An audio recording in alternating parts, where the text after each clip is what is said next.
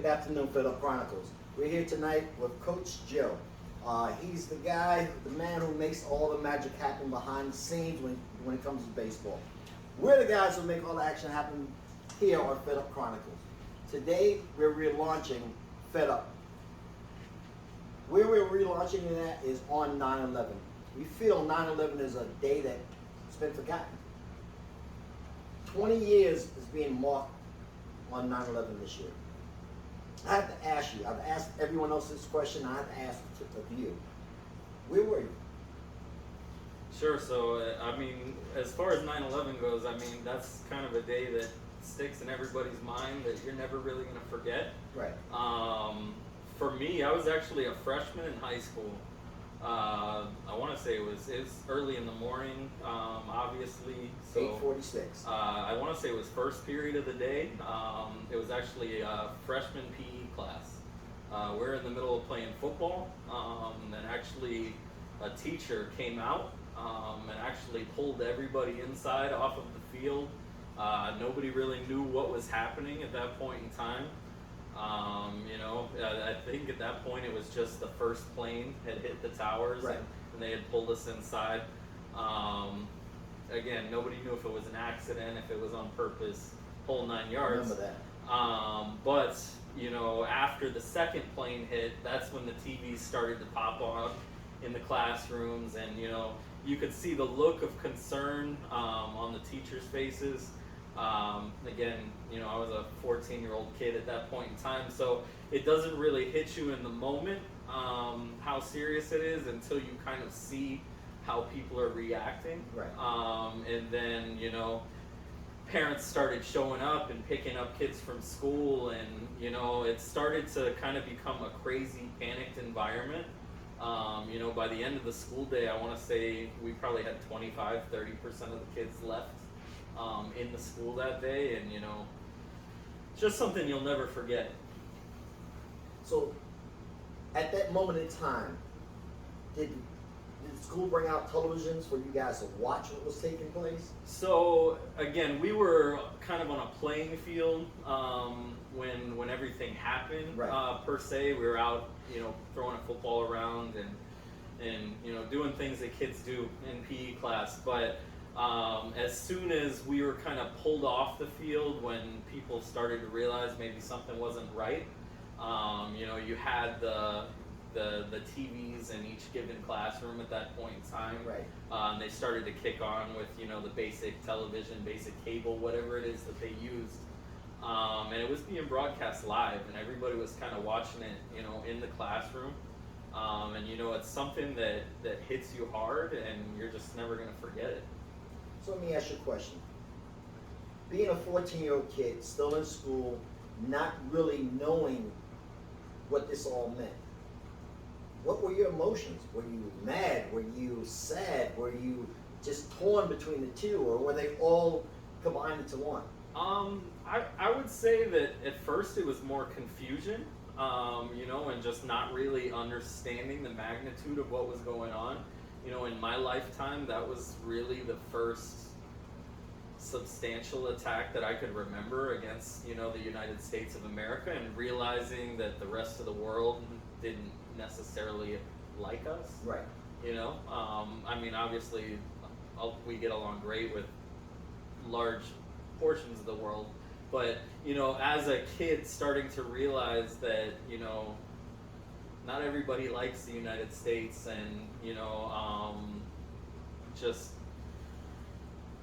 hard way to find out. Yeah, it's a hard way to find out, and it's something that kind of pushes you to grow up a little bit quicker. And as I've gone on and graduated high school, good friends of mine have served over in Afghanistan and Iraq, and I've lost a few friends over there along the way.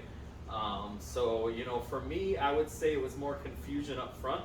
And then, as the situation continued to kind of spiral out of control, it maybe turned more into an anger and being upset that people would be willing to go to those lengths to hurt Americans. Right.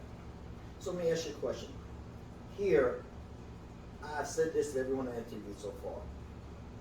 they're saying it's a celebration of the anniversary of 9/11.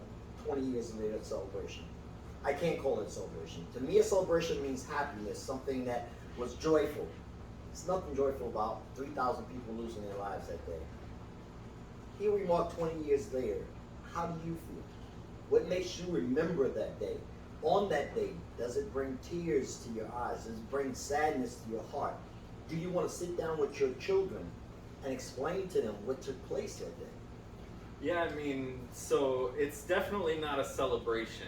I would say every year on this date when, you know, things are kind of rehashed, you have the news stations start to re-air footage, I would say it just kind of brings that fire back, Right. you know, that anger back, that somebody would be willing to go to those lengths to, you know, hurt innocent people. And it just reminds you of how important it is, you know, to have our soldiers and our police and our firefighters that are willing to go out there and protect us on a daily basis. Right.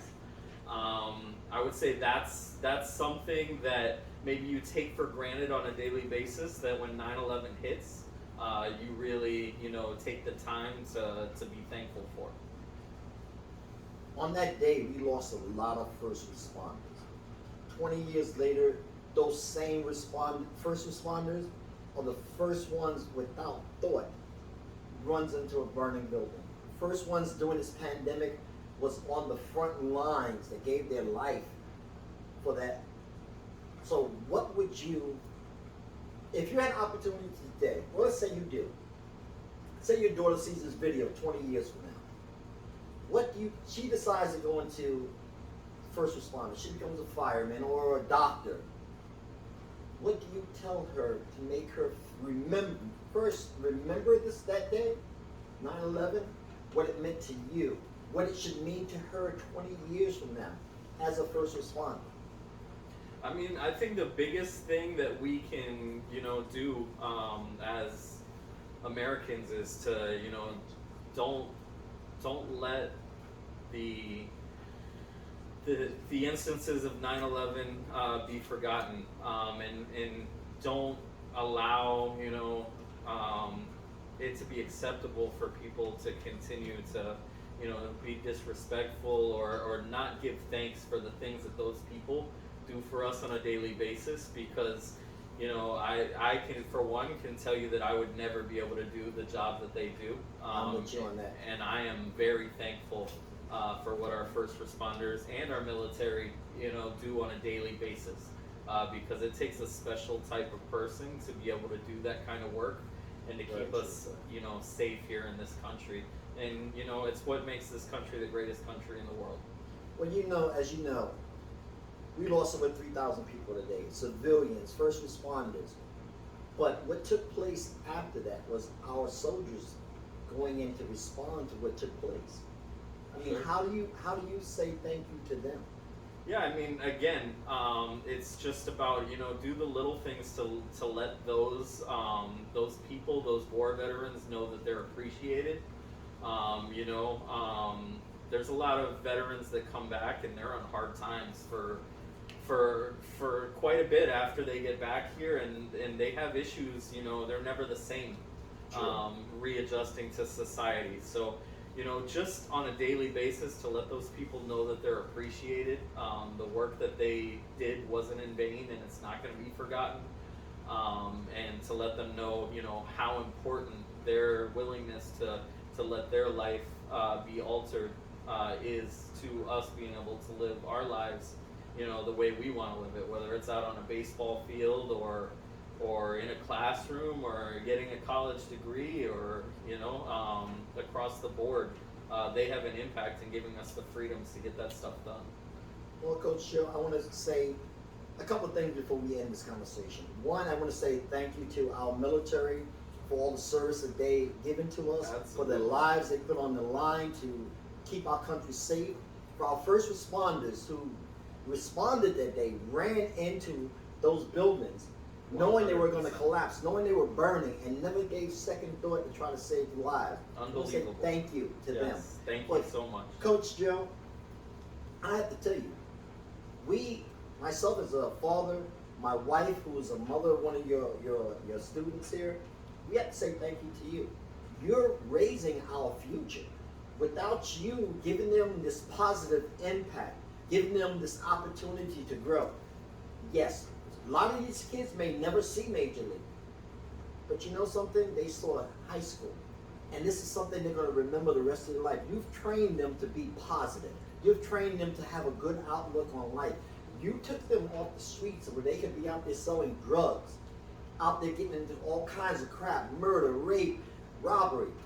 It's 1,000 different things our kids be into. If you look at statistics, it tells you from the time school lets out, from 2 o'clock in the afternoon till 7 o'clock at night is when the most things happen with our kids.